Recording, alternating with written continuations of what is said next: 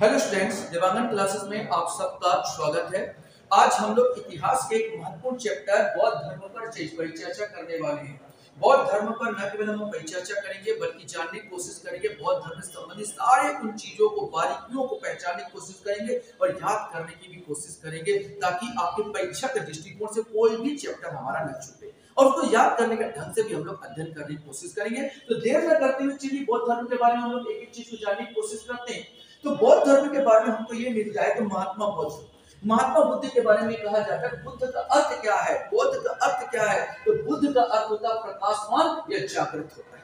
मैंने पहले आप समझ लीजिए कि बुद्ध का अर्थ क्या है। बुद्ध का अर्थ होता है प्रकाशवान, जो सबको प्रकाशित करे, जो सबको जागृत करे, वो बुद्ध का अर्थ होता है। ये कहा जाता है बौद्ध धर्म का संस्थापक किसको माना जाता है, तो बौद्ध धर्म का संस्थापक गौतम बुद्ध को माना जाता है। कहा जाता है गौतम बुद्ध एक राजा सिद्धार्थ है ना, गौतम बुद्ध की बात किया जाए तो शुद्धोधन के ये पुत्र थे और ये पुत्र जब इनका जन्म हुआ तो कहा जाता है कि अधिकांश ज्योतिष वर्ग ने कहा कि ये व्यक्ति जो है, ये जो बच्चा है, ये या तो बहुत बड़ा सन्यासी बनेगा, मतलब बैरागी बनेगा। और बहुत सारे ज्योतिष बोले या तो ये एक छत्र राजा बनेगा, या तो ये बैरागी बनेगा या एक छत्र राजा बनेगा। लेकिन अधिकांश लोगों का मत था कि ये बालक बैरागी। और उनके पिता को वो होने लगी, चिंता होने लगी, एकमात्र पुत्र है और ये बैराग रहेगा तो राज का कौन संभालेगा। तो उनके दिमाग में ये आया कि भाई इनको इतना सुख सुविधा दिया जाए, इतना सुख सुविधा दिया जाए कि बैराग तरफ से इनका मोह भंग हो जाए, बैराग इनके दिमाग में आ ही ना पाए। और ऐसी एक घटना थी। एक बार ऐसा हुआ कि गौतम बुद्ध को बेचैनी हुई। अब उन्होंने अपने जो साथी है छंदक, अपने साथी छंदक को बुलाया और छंदक को बुलाया, चलो नगर भ्रमण हम लोग करने चलते हैं। नगर भ्रमण करते समय उनके जीवन में 4 घटनाएं होती है जो गौतम बुद्ध के जीवन को बदल देता है। मैंने 4 दृश्यों गौतम को मस्तिष्क पर गहरा प्रभाव पड़ा। पहला, बूढ़ा व्यक्ति जब वो नगर भ्रमण करने निकलते हैं, नगर भ्रमण करने जाते हैं तो देखते हैं एक बूढ़ा सा व्यक्ति उनको नजर आता है। वो पूछता है छंदक से, अपने साथी से, ये कौन है, ये कौन है, ये प्राणी है। वो बोला, उसने बोला राजकुमार, ये बूढ़ा व्यक्ति।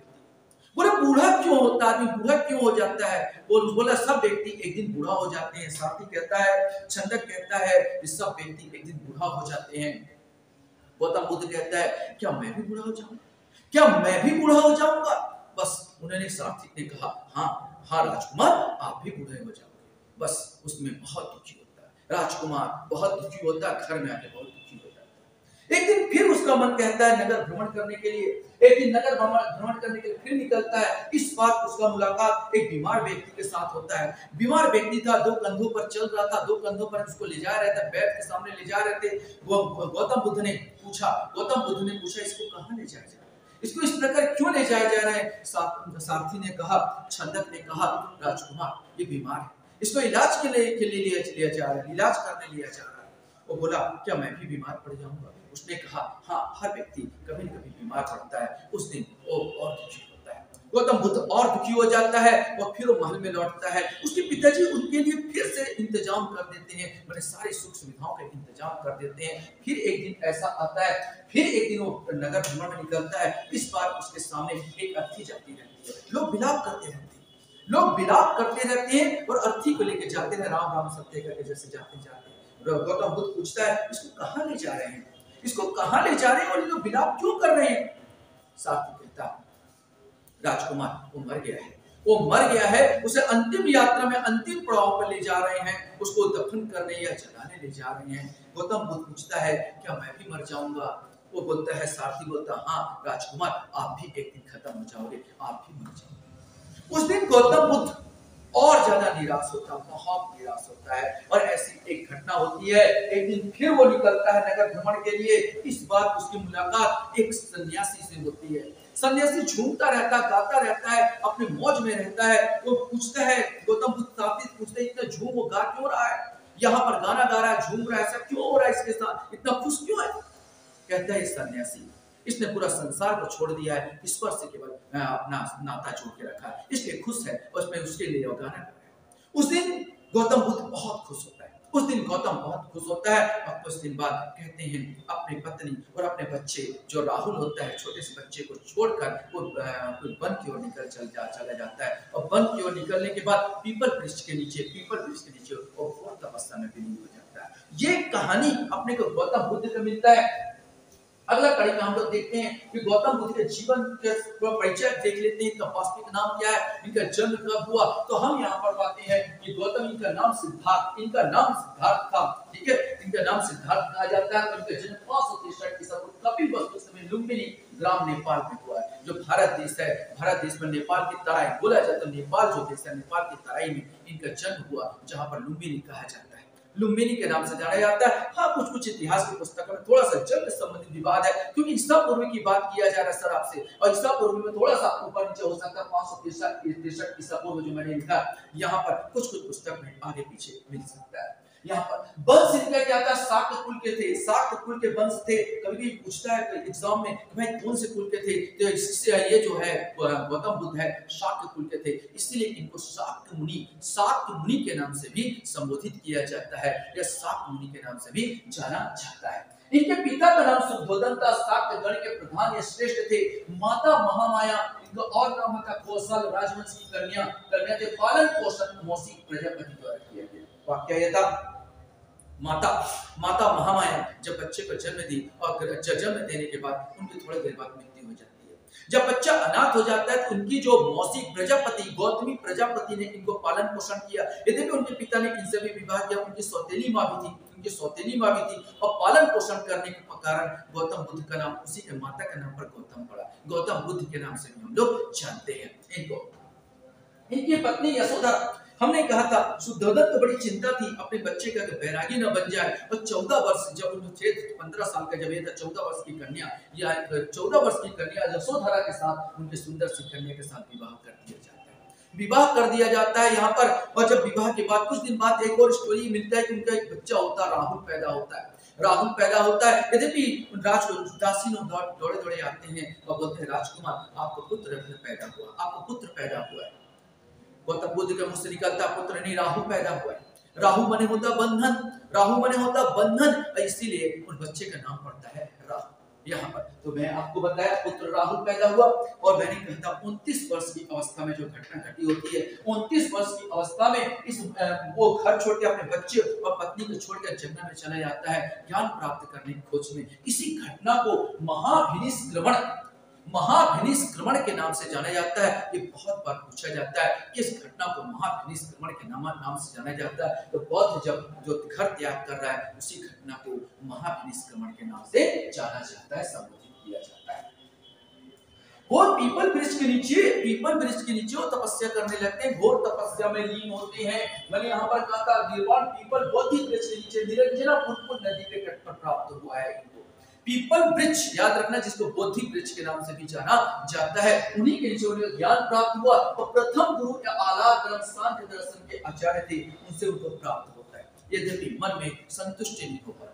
अलार कालम जो होते सांख्य दर्शन, सांख्य ईश्वर को नहीं मानता, सांख्य दर्शन ईश्वर कोई चीज नहीं होती कहता है, ये मानता है। और गौतम बुद्ध भी या उसके पहले अनुयायी बने, लेकिन पूरी तरह से सांख्य दर्शन के आचार्य उनकी ज्ञान को पूरा नहीं कर पाए, इसलिए वो आगे बढ़ गया और अपनी तपस्या में लीन हो गए। मैंने प्रथम उपदेश जब तपस्या से लीन होने के बाद उठे, तो प्रथम उपदेश उन्होंने सारनाथ मृतदाप यहाँ धर्म में दिया, और जिसे धर्म चक्र प्रवर्तन कहलाता है, अर्थात धर्म रूपी चक्र का घूमना। जब वो यहाँ पर क्या बोलना चाहिए, तपस्या के बाद उठे तो पहला प्रवचन 5 ब्राह्मणों को दिया था। 5 ब्राह्मणों को उन्होंने अपना पहला प्रवचन दिया। कहा जाता 5 ब्राह्मणों को उस समाज में बहुत ज्यादा मान प्रतिष्ठा ये सब हुआ करता था। वो 5 ब्राह्मण उसके अनुयायी बन गए, गौतम बुद्ध के अनुयायी बन गए। इसीलिए इस घटना को हमने कहा, ये कहा कि धर्म रूपी चक्र प्रवर्तन अर्थात धर्म रूपी चक्र का घूमना कहा जाता है बौद्ध धर्म के अनुसार। सर्वाधिक उद्देश्य उन्हें श्रावस्ती में दिया था, और प्रथम शिष्य का आनंद था। कभी भी क्वेश्चन पूछता है इसका प्रथम शिष्य कौन, इसका प्रथम शिष्य आनंद था। अंतिम उद्देश्य स्वच्छ को उन्होंने दिया था, जिनको वो था क्या बोलना चाहिए, शिष्य था। महापरिनिर्वाण इनको मिलता है। महापरिनिर्वाण का मतलब ये होता है, आपको बता दूं उनकी मृत्यु हो गई थी। कहा जाता है इनके शिष्य ने इनको आमंत्रित किया था भोजन पर आमंत्रित किया था, और भोजन शायद तक 72 ईयर की एज हो गया था उनका, और 72 एज में गरिष्ठ भोजन खाने का अपचय हो जाता है, जिसके कारण डिहाइड्रेशन होता है और जिनके कारण उनकी मौत होती है। तो इनकी मौत कुशीनारा में परिनिर्वाण इनको 483 ईसा पूर्व कुशीनारा में इनको हो गई थी। अन्य नाम इनका बुद्ध था, तथागत था, शाक्य मुनि था और कनक मुनि के नाम से भी इनको जाना जाता है। शाक्य कुल होने के कारण इसे शाक्य मुनि के नाम से भी जाना जाता है। समकालीन शासक उद्यन चंड, प्रबोध, प्रसन्नजीत और बिंबिसार था। बिंबिसार यहाँ पे याद रखना, बिंदुसार नहीं, बिंदुसार मौर्य काल का है। ये बिंबिसार के हर एक वंश के राजा बात कर रहे हैं, हम बिंबिसार की बात कर रहे हैं। ये बिंबिसार अजात शत्रु, याद रखना, अजात शत्रु का पिता है कौन? बिंबिसार, याद रखना। उसी के समय समकालीन शासक, एक और चीज याद रखना, अजात शत्रु भी इसके शासनकाल में ये रहा है और प्रवचन दिया है। विशेष करके बिंबिसार और अजात शत्रु इसके समय के उपदेश देते रहे हैं। बुद्ध के जीवन से जुड़ी कुछ घटनाएं के प्रतीक के बारे में हम लोग वार्तालाप करने की कोशिश करते हैं। तो हम पाते हैं कि माता के गर्भ में आना, हाथी को हम लोग मानते हैं, हाथी जो है ये माना जाता है माता के गर्भ में आने का प्रतीक माना जाता है। बुद्ध का जन्म को कमल से संबोधित किया जाता है, कमल फूल को संबोधित किया गया है। बुद्ध का यौवन को षाढ़ जिस प्रकार यौवन होता है उसी प्रकार षाढ़ से संबोधित किया गया। बुद्ध का बृहद को घोड़ा से संबोधित किया गया। इनके घोड़े का नाम कंटक था। इनके घोड़े का नाम याद रखना कंटक था। बुद्ध को ज्ञान प्राप्ति आपने देखा बोधि वृक्ष अर्थात पीपल वृक्ष के नीचे हुई थी, इसलिए बोधि वृक्ष कहा जाता है। बुद्ध के प्रथम उद्देश्य धर्म रूपी चक्र का घूमना कहा जाता है। बुद्ध का प्रथम उद्देश्य यह निर्वाण, जो पद चिन्ह निर्माण को ज्ञान प्राप्ति जो होता है उनको पद चिन्ह से संबोधित किया जाता है। समृद्धि या समाधि बोलता है, समृद्धि को शेर से संबोधित किया गया। अब बुद्ध की मृत्यु को स्तूप, यहाँ पर जैन धर्मों में एक चीज होता है कि जो जैन धर्मों में बौद्ध धर्मों में जो मर जाते हैं व्यक्ति, इस प्रकार स्तूप बनाया जाने का रिवाज है। इस प्रकार स्तूप बनाया जाता है और ये स्तूप के अंदर उसको दफन कर दिया जाता है। ये स्तूप जो प्रतीक पूछा जाएगा, स्तूप का प्रतीक जो मिलता है ये मिलता बौद्धों का है। बौद्ध मृत्यु हुई तो हम लोग स्तूप के नाम से इसको जानते हैं और स्तूप के नाम से संबोधित किया जाता है। बौद्ध धर्म के सिद्धांत की बात किया जाए, सबसे इंपॉर्टेंट है, इसमें सिद्धांत बहुत पूछे जाते हैं। तो इनका जो सिद्धांत, इन्होंने तपस्या किया, जो भी काम वो किया, उनको सिद्धांत बुद्ध, संघ और धर्म, इनके जो त्रिरत्न थे बुद्ध, संघ और धर्म, अर्थात बुद्धम शरणम गच्छामि, बुद्ध के शरण में चलो, संघम शरणम गच्छामि, संघ के शरण में चलो और धर्मम शरणम गच्छामि, धर्म के शरण में चलो। इनका जो तीन सिद्धांत त्रिरत्न क्या कहलाता है? जैनों में भी त्रिरत्न याद रखेंगे, बौद्धों में भी त्रिरत्न है। इनका त्रिरत्न होता है बुद्धम शरणम गच्छामि, संघम शरणम गच्छामि और धम्मम शरणम गच्छामि। इनका ये होता है आर्य सत्य कहते हैं। इन्होंने कठिन तपस्या करने के बाद एक निष्कर्ष निकाला, बेटा जीवन में दुखी दुख है। ये कहते हैं जीवन में दुखी दुख है और दुख से निरोध के लिए उन्होंने अष्टांगिक मार्ग का प्रतिपादन किया था। वो कहते हैं चार आर्य सत्य बताया, दुख का ही जीवन में, दुखी दुख जीवन में है। कहता है छांव है तो धूप चाहिए, धूप है तो छांव चाहिए, ठंडी है तो गर्मी चाहिए, गर्मी है तो ठंडी चाहिए। ये सब हमारा दुख का कारण बन जाता है, ये सब हमारा दुखी कर देते हैं। आपको याद रखेंगे इस चीजों में। ये कहता है गौतम बुद्ध कहता है अंतिम जो दुख है वह मृत्यु है, वो काफी कष्टप्रद है, इसलिए मृत्यु से प्रेम करो, ये कहता है खुद गौतम बुद्ध कहा जाता है। तो मैं यहाँ पर आर्य सत्य दुख है, दुख का समुदाय है, दुख निरोध है और दुख निरोधी गामी प्रतिपदा अर्थात दुख निरोध के मार्ग भी है। उन्होंने दुख निरोध के मार्ग बताए थे जिसको अष्टांगिक मार्ग के नाम से जाना जाता है। उससे पहले 10 सील उन्होंने बताए थे, नियम बताए थे, सत्य, अहिंसा, अस्तेय, अपरिग्रह, स्त्रियों के संसर्ग का परित्याग, सुगंधित भोजन का परित्याग और नित्य एवं नशा का परित्याग। सत्य, हमेशा सत्य के साथ चलना चाहिए। अहिंसा पर बल दिया गया, अहिंसा पर। अस्तेय माने चोरी से खिलाफ है, अस्तेय माने चोरी नहीं करने की बात करता है। अपरिग्रह माने संपत्ति अर्जित नहीं करने की बात करता है, संपत्ति अर्जित नहीं करने की बात करता है। ये यहाँ पर ये याद रखेंगे, दुख और निरोधगामी प्रतिपदा कहलाता है। सत्य, अहिंसा, अस्तेय, अपरिग्रह और स्त्रियों के संसर्ग का परित्याग की बात करता है। सुगंधित भोजन का परित्याग और नित्य और नशा का परित्याग की बात करता है। ये कहता है दुखों से हमको निजात मिल सकती है अगर व्यक्ति अष्टांगिक मार्ग का पालन करे। अष्टांगिक मार्ग क्या है? सम्यक दृष्टि, सबको समान दृष्टि से देखना, सम्यक संकल्प। हमें अच्छे बनने के लिए हमें उस ईश्वर की ओर, या जो भी ईश्वर को मानते नहीं थे, उस ज्ञान की ओर हमको धीरे धीरे संकल्प करना होगा। सम्यक वाक माने वाक में अपने को सम्यक वो रखना होगा, कमांड रखना होगा, सम्यक कर्म करना होगा, सम्यक आजीविका, उतना ही जियो और जीने दो, उतना ही खाओ, खाने के लिए मत जियो यार, जीने के लिए खाओ। इसको सम्यक आजीविका, सम्यक व्यायाम, सम्यक व्यायाम का अर्थ नहीं होता कि एक्सरसाइज करना, इसका अर्थ होता है जो धार्मिक ग्रंथों को पठन पाठन, उसको सम्यक ज्ञान कहा गया, सम्यक स्मृति और सम्यक समाधि बने उसका ध्यान करना। ये आपको अष्टांगिक मार्ग है जो दुखों से हमको क्या कर दे सकता है, निजात दिला सकता है। बौद्ध धर्म के साहित्य की बात किया जाए, इनके 3 साहित्य बहुत ज्यादा पूछा जाता है। पूछा विनय पिटक, सुक्त पिटक और अभिधम्म पिटक। याद रखना, विनय पिटक, सुक्त पिटक और अभिधम्म पिटक, ये 3 साहित्य पर बहुत ज्यादा चर्चा किया जाता है। क्वेश्चन बनता है कि कोई एक पिटक किससे संबंधित है, तो पिटक जितने ग्रंथ है बौद्ध धर्म से संबंधित ग्रंथ है। विनय पिटक बौद्ध संघ के आचार विचार नियम निषेध का संकल्प किया गया। सुक्त पिटक बौद्ध उपदेशों का संवादों का संकलन इसके अंतर्गत किया गया। अभिधम्म पिटक में बुद्ध के आध्यात्मिक एवं दार्शनिक विचारों का संकलन किया गया। और एक चीज बता दूं, एक और आता है जातक कथाएं। जातक कथाएं की बात किया जाता है, जातक कथाएं में कहा जाता है गौतम बुद्ध के लगभग 600 पूर्व जन्म की कहानियां कही गई है। अगर क्वेश्चन पूछे जातक कथाएं किससे संबंधित है, जातक कथाएं महात्मा गौतम बुद्ध से संबंधित है, जिसमें कहा जाता है कि कम से कम 600 उनको जो पुनर्जन्म हुए थे उससे संबंधित यह वाक्य इसमें दिया गया और वाक्य संबंधित है। हम अगर देखें बौद्ध दर्शन कहता है अनिश्वरवाद, बौद्ध के दर्शन की बात किया जाता है, ईश्वर को नहीं मानता। याद रखना, गौतम बुद्ध ईश्वर को नहीं मानते, ना आत्मा को मानते, ना परमात्मा को मानते। एक यार ना ये बौद्ध धर्म ना आत्मा को मानता है और ना ही परमात्मा को मानता है, ना यहाँ पर आत्मा है ना यहाँ पर परमात्मा है। ये गौतम बुद्ध की बात की कहते हैं, इस पर इसलिए अनिश्वरवादी कहा जाता है। शून्यतावाद, संसार के समस्त वस्तु में पदार्थ सत्ता ही है, इसकी प्रत्येक किसी वस्तु की कोई सत्ता यहाँ पर नहीं है, ये कहता है। इसलिए इसको बोलते हैं शून्यतावाद कहा जाता है। अनात्मवाद आत्मचेतना संबंधी पर उसने कहा आत्मा नामक कोई भी चीज नहीं है। तो जो बौद्ध धर्म है आत्मा को नकारता है, इसलिए इसे अनात्मवाद कहा जाता है। क्षणिक बात का तात्पर्य है क्षण भंगुर, ये संसार पूरा क्षण भंगुर है। जिस प्रकार पानी के बुलबुले होते हैं और पानी के बुलबुले जब फट जाते हैं तो खत्म हो जाता है, रोल खत्म हो जाता है, उसी प्रकार इनका क्षणिक बात होता है। संसार भी क्या है, क्षण भंगुर है। ये है गौतम बुद्ध की बातें। बौद्ध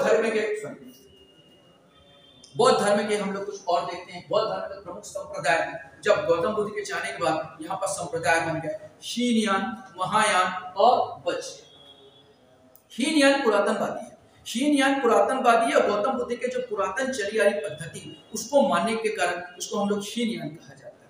महायान आधुनिकता है। गौतम बुद्ध की मूर्ति की जब पूजा होने लगी, गौतम बुद्ध की मूर्ति की पूजा होने लगी तो यह महायान संप्रदाय आया।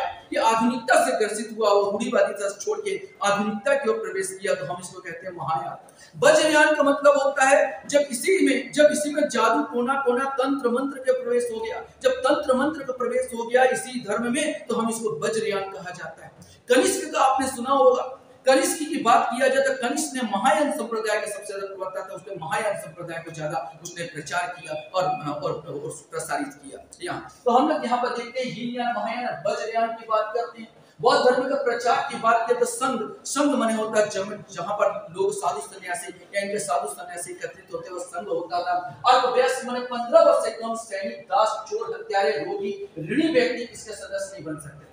क्वेश्चन यहाँ पर बनता है कौन 15 वर्ष से कम व्यक्ति किसके सदस्य नहीं बनेंगे? सैनिक नहीं बनेगा, दास नहीं बनेगा, चोर नहीं बनेगा, हत्यारे नहीं बनेगा, रोगी नहीं बनेगा, ऋणी व्यक्ति इसके सदस्य नहीं बन सकते थे। प्रवज्या किसी नए व्यक्ति को बौद्ध धर्म में प्रवेश देने का समारोह होता था। आपने देखा होगा बहुत सारे, जैसे क्रिश्चियन आप बनते हो तो भी एक समारोह होता है जिसमें किसी व्यक्ति को क्रिश्चियन धर्म में प्रवेश किया जाता है। आप मुस्लिम बनते हो, मुस्लिम में भी एक समारोह होता है जिसमें किसी मुस्लिम को प्रवेश दिया जाता है यहाँ पर। तो ठीक इसी प्रकार इनमें भी होता, बौद्ध धर्म का जो होता है प्रवेश दिलाने को प्रवज्या के नाम से जाना जाता है। उप संपदा, नव प्रवेशी को भिक्षुक बनाने के संस्कार को उप संपदा का नाम से जाना जाता है। प्रवरण का अर्थ होता है भिक्षुओं द्वारा किए गए अपराधों का स्वीकारोक्ति। हमने क्रिश्चियन धर्म में दिया कि जब कुछ व्यक्ति कोई गलत काम करता है तो अपराध को स्वीकार कर सकता है। शायद तक उन्होंने बौद्ध धर्म से ही लिया हो। ये जो क्रिश्चियन धर्म में शायद तक हम कह पढ़ते हैं कि उन्होंने बौद्ध धर्म से ही लिया होगा, क्योंकि बौद्ध धर्म में भी हमको ये मिलता है कौन सा, पवरण के नाम से हम जानते हैं। पवरण के नाम से जिसमें अपराध की स्वीकृति व्यक्ति खुद कर लेता है ताकि पश्चाताप नहीं कर ले उसको। वत्स मतलब वर्षा के दिनों के 3 महीनों तक भिक्षुओं को एक ही स्थान पर रहना को वत्स के नाम से जाना जाता था। हमने कहा बौद्ध धर्म की संगतियां महात्मा बुद्ध के बाद यहाँ पर 4 विशेष करके संगतियां यहाँ पर अवलंबित हुई, चाहे अशोक के समय, चाहे कनिष्क, सबसे लास्ट जो संगति हुई थी कनिष्क के समय हुई थी, ठीक है, सबसे लास्ट संगति कनिष्क के समय हुई थी, और सबसे पहली संगति अगर बात किया जाए अजातशत्रु के समय हुई थी। अजातशत्रु के पिता का नाम बिंबिसार था, याद रखेंगे। अजातशत्रु के समय यहाँ पर अजातशत्रु के पिता का नाम बिंबिसार था। अभी तक 4 संगतियां मैंने सम्मेलन यहाँ पर आयोजित हुए थे बौद्धों का, ये बहुत ज्यादा पूछा जाता है, ये बहुत पूछा जाता है। ध्यान दिए 483 ईसा पूर्व के बाद 100 साल आगे कर लीजिए, 483 के बाद सीधा 483 के बाद 100 साल आगे करेंगे तो ईसा पूर्व की घटना है, ये चलेगा तो फिर 383 आएगा। 383 के बाद आप आगे करेंगे 251 ईसा पूर्व, अशोक के समय हुआ था 251 ईसा पूर्व। इसके बाद पहली शताब्दी, याद रखेंगे पहली शताब्दी किसके समय, कनिष्क के समय यह हुआ था, कनिष्क के समय सम्मेलन हुआ था। तो आसानी से याद रखेंगे 483, 100 साल बाद आप करेंगे तो हो जाएगा, 100 साल बाद होगा तो 383, इसके बाद फिर माइनस करेंगे 250 पे याद करेंगे 251, माने अशोक के समय 251 आ जाएगा। और प्रथम शताब्दी याद रखेंगे जो कनिष्क के समय हुआ था। ये 4 यहाँ पर स्थान है, यहाँ पर अलग अलग राजा के समय हुआ था। सबसे पहले भी पूछा जाता किसके हुआ था, सबसे पहले या राजगृह में हुआ था। राजगृह में अगर हुआ था सबसे पहले अजातशत्रु के समय शासन काल में हुआ था, और उस समय उसका जो मेन था, जो बौद्ध धर्म का मेन था महाकश्यप, मेन महाकश्यप था। उस समय बौद्ध धर्म 2 ग्रंथों में सुक्त पिटक और विनय पिटक 2 भागों में डिवाइड हुआ, सुक्त पिटक और विनय पिटक हुआ। द्वितीय 100 साल बाद 383 वैशाली में हुआ था, वैशाली में हुआ था। और उस समय जो राजा थे कालाशोक थे, उस समय राजा कालाशोक हुआ करते थे। और सब्बा कमीर, आप देखोगे तो सब्बा कमीर जो हुआ करते थे बौद्ध धर्म के मेन प्रवर्तक थे। और इस समय का स्थापित और महासंगी, बौद्ध धर्म 2 भागों में बढ़ गया, स्थापित और महासंगी की बात पर बढ़ गया। अगला जो आया 251 ईस्वी में, 251 ईसा पूर्व में हुआ था, वो शासन था अशोक का शासन का, सम्राट अशोक का शासन काल हुआ करता था। और सम्राट अशोक के समय मोगली पुत्र तिस्र की अध्यक्षता में यह शामिल हुआ था। और अभिधम्म पिटक जो लास्ट पिटक ग्रंथ है, अभिधम्म पिटक का इसमें संकलन किया गया था। इसके बाद प्रथम सदी में कनिष्क के समय हुआ था। कश्मीर के कुंडलवन, याद रखेंगे कश्मीर के कुंडलवन में इसका आयोजन हुआ था। इस समय 2 लोग इसमें शामिल है, अश्वघोष और वसुमित्र 2 यहाँ पर मेन थे, जो केवल बौद्ध धर्म से संबंधित थे और बौद्ध धर्म के आचार्य बोले जाए तो आचार्य थे। और एक चीज है, विभाषा शास्त्र का टीका का संकलन किया गया। अधिकांश क्वेश्चन में सन सहित आपको याद करना पड़ता है, सन सहित आपको याद करना पड़ता है, और सन सहित आपको देखना पड़ता है कि कौन सा क्या हुआ और किस प्रकार हुआ। याद करने के बहुत सारे सिंपल ट्रिक है। अगर इसमें ध्यान देता हूं तो याद रखेंगे, पहला अगर हम सन याद करवाया था 483, याद रखेंगे 483, 100 साल बाद कितना हो जाएगा 383, 250 याद कर 251 हो गया, और प्रथम शताब्दी हो गया। अगर पहला जो काम करवा रहा था प्रथम तो राजगृह, अब राजा होगा तो भैया कैसा होगा, आजाद होगा ना। राजा होगा तो कैसा होना चाहिए, आजाद होना चाहिए, मस्त कसा बाड़ी होना चाहिए, बस याद हो जाएगा। राजगृह और महाकश्यप, यहाँ पर देखते जाओ, राजगृह और महाकश्यप याद आएगा, कसा बाड़ी और महाकश्यप, सुक्त पिटक और विनय पिटक, आप आसानी से याद होगा सर आपको। इसके बाद आप 100 साल आगे कर लीजिए तो कितना आ जाएगा, 383 आ जाएगा। अब 383, अब कल्पना कीजिए अपने, देखो जो भी याद करना रहता है इतने ट्रिक होते हैं, तो हल्का हल्का कल्पना करके हम इमेज करते हैं कि हो सकता है उसने अपने साली से विवाह किया हो राजा ने, तो याद रखना दिमाग में आ जाएगा, सॉरी वैशाली, देखो ये आ गया वैशाली आधा होगा, तो उसको शोक लग गया होगा, ऐसे याद कर, उसको शोक लग गया होगा, क्या हो गया, काला शोक हो गया। अब काला शोक हो गया, सब गालियां नहीं दे रहे होंगे तो आ जाएगा सबक अमीर, देखो सबक अमीर हो गया, स्थापित और महासंगी, जो दिमाग में लगाओ अपने आप याद होता चला जाएगा। आगे अब करने 250 हो जाएगा, काला शोक हो जाएगा, मैंने कहा वैशाली हुआ। इसके बाद मैंने कहा था कि 251 में हो जाएगा, उनको जब एक पुत्र उत्पन्न हुआ, अब कैसे याद करोगे, अब राजा को जब पुत्र उत्पन्न हो गया तो शोक खत्म हो गया, तो मैंने अशोक हो गया, पाटलिपुत्र अशोक, पाटलिपुत्र हो गया और अशोक हो गया। आपने मोगली को देखा हो गया, ठीक है, पुत्र उत्पन्न हुआ तो मोगली करके याद कर लेना, मोगली पुत्र तिस्र, इसके अध्यक्षता किसने की, मोगली पुत्र तिस्र ने की थी। और यहाँ पर आया अभिधम्म पिटक का संकलन यहाँ पर हुआ था। लास्ट अगर आप देखेंगे तो का से देखो, पहली शताब्दी, का से कश्मीर, का से कनिष्क, का से कश्मीर, का से कनिष्क आएगा, और जहां तक आ जाएगा तो का और का से कुंडल, का से कश्मीर, का से कनिष्क, का से कुंडल, ये सब एक चलते चलते प्रथम शताब्दी की आता है। अब यहाँ पर याद रखना कि दो हुए थे, वसुमित्र और अश्वघोष। तो अश्व माने घोड़ा, घोड़ा का अध्यक्ष कैसे बनाओगे, उसको उपाध्यक्ष बनाओ, ऐसे दिमाग रखो। और वसुमित्र, तो वसुमित्र इसके क्या हो गए, या अध्यक्ष हो गए, उपाध्यक्ष कौन हो गया, आपका अश्वघोष हो गया। तो ये इस प्रकार एक छोटा सा अपने इमेज करोगे तो ऑटोमेटिक ये सब याद होते चले जाते हैं। अब आपका प्रमुख बौद्ध विद्यालय भी बने थे, जिसमें नालंदा विश्वविद्यालय बिहार में है, ये यहाँ पर जिसको गुप्त, कुमार गुप्त कहा जाता है, वैसे एथेंटिक तो नहीं है, कहा जाता है कुमार गुप्त ने प्रथम इसको बनाया था। औदंतपुरी विश्वविद्यालय बिहार में है, गोपाल, ये पाल शासक थे, गोपाल शासक थे, पाल शासकों ने बताया था औदंतपुरी विश्वविद्यालय, इसको भी याद रखें। औदंतपुरी जो छोटे छोटे बाल गोपाल होते हैं ना, उनका पूरा दांत गोल होता है, बस याद कर लो यार, औदंतपुरी आया तो गोपाल आ जाएगा। तो जितने छोटे बाल गोपाल होते हैं सबका दांत गोल होता है, तो याद रखना, मतलब गोल मतलब नहीं होता है खा पी के पूरा खत्म कर देते, तो याद रखना औदंतपुरी विश्वविद्यालय बिहार, गोपाल का आएगा। विक्रमशिला आएगा, विक्रमशिला, शिला माने पत्थर, शिला में धर्म की पूजा होती है, धर्मपाल आ जाएगा। विक्रमशिला विश्वविद्यालय बिहार, धर्मपाल यहाँ पर आ जाएगा। इस प्रकार आसानी से आप क्या कर रहे हो, बहुत लंबे समय तक ये सारी चीज को याद कर सकते हो। प्रमुख बौद्ध विद्वान हुए थे अश्वघोष, मैंने कहा था कनिष्क के समय था ये।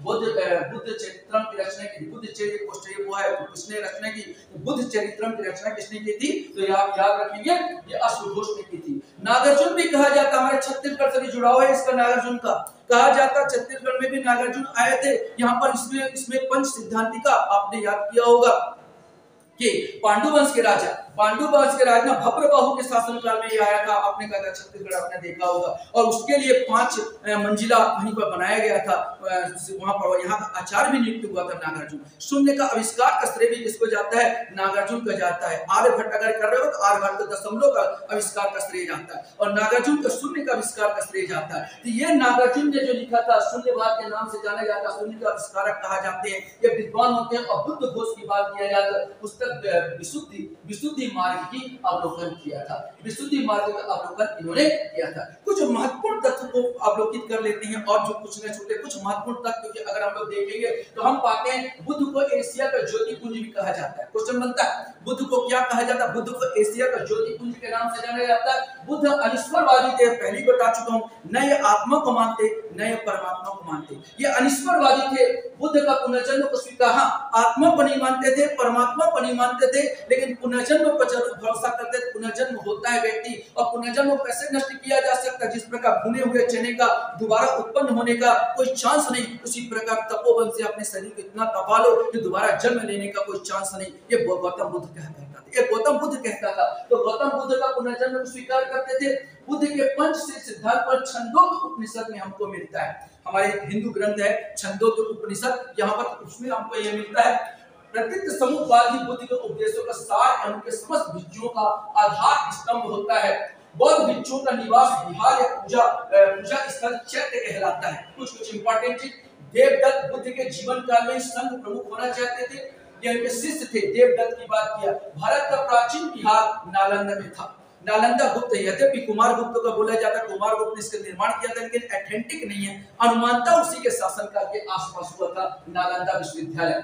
बुद्ध के अधिकांश मूर्तियां गंधार शैली की है। गंधार शैली अधिकांश यूरोपीय आधुनिक शैली थी। जब यहाँ पर ये सिकंदर आया, तो ईरानी आया, तो इन्हीं लोग गंधार शैली को लेकर आए थे। ये गंधार शैली में मूर्ति कला में जो बनाया जाता था, इतना ज्यादा बारीकियों पर ध्यान दिया जाता था। बारीकी को ध्यान देने के कारण मैंने बहुत सुंदर इनका मूर्ति हुआ करता था। मैंने छोटे छोटे चीजों को, चाहे नाखून बनाना हो, चाहे उसका नस दिखाना हो, ये सारी चीज को हम लोग प्रयोग करते थे, इसलिए इसको गंधार कला कहा जाता था। ये आधुनिक कला थी। यहाँ पर चीजें तो गंधार शैली में सबसे ज्यादा बनी हुई है। भारत का सबसे बड़ा बौद्ध मठ तवांग अरुणाचल प्रदेश में आपको मिलेगा। अस्वस्थ, शारीरिक, विकलांग, ऋणी, सैनिक और दासों का समूह प्रवेश वर्जित है, पहले बताया जा चुका है। बुद्ध का जन्म, ज्ञान प्राप्ति और महापरिनिर्वाण तीनों ही वैशाख पूर्णिमा के दिन हुआ था। एक सहयोग है वैशाख पूर्णिमा, ये बहुत इंपॉर्टेंट चीज है। यहाँ पर बुद्ध का जन्म भी वैशाख पूर्णिमा में हुआ, ज्ञान प्राप्ति भी वैशाख पूर्णिमा हुआ, उनका परिनिर्वाण अर्थात मृत्यु भी कब हुआ था, वैशाख पूर्णिमा में हुआ था। आशा करता हूँ ये वीडियो भी आपको अच्छा लगा होगा। वीडियो वॉच करने के लिए धन्यवाद। Thank you very much.